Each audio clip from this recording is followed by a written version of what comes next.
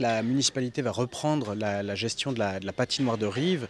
À l'heure actuelle, c'est Patinoire CH qui s'en occupait chaque hiver. Bon, la ville payait des prestations à Patinoire CH pour que la patinoire soit installée et exploitée pendant l'année.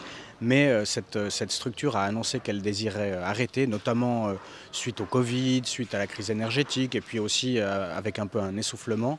Et la ville de Nyon en fait, va reprendre cette exploitation, mais va aussi racheter une partie du matériel, la cantine, les containers pour la buvette, les vestiaires, et donc reprendre toute cette exploitation, déléguée pour la gestion de la buvette et l'organisation d'animation en soirée à une structure qui n'est pas encore définitivement définie, donc on ne peut pas en parler à l'heure actuelle, mais voilà, c'est juste pour pérenniser en fait l'existence de cette patinoire qui connaît un franc succès auprès des Nyonnaises et des Nyonnais.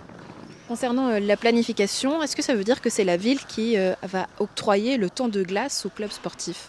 Alors, c'est la ville qui va centraliser la gestion de l'attribution des créneaux. Donc oui, en fait, c'est la ville qui va s'en occuper.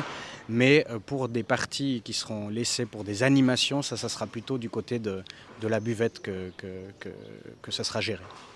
Enfin, sans cette rentrée financière pour le H-Signon, on pourrait imaginer que ça les mette peut-être en difficulté. Est-ce qu'il y aura un soutien peut-être au club qui sera attribué d'une autre manière? C'est pas le H-Signon qui s'occupait de cette gestion, c'était vraiment une autre structure. À l'époque, c'était le H-Signon, mais qui avait arrêté. C'était Patinoire CH qui s'en occupait. Et là, à l'heure actuelle, les rentrées ne servaient que à payer le coût d'exploitation. Donc, ça, en fait, il n'y a pas d'acteur qui va perdre de l'argent ici. C'est vraiment juste une reprise, une internalisation en fait, par la ville de cette structure.